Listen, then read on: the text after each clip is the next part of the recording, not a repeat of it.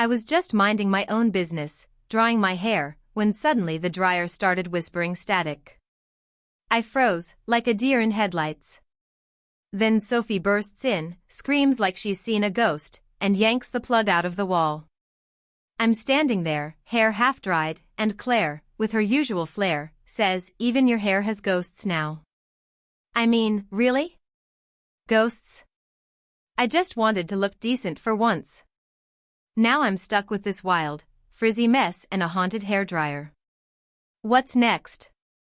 A poltergeist in my shampoo?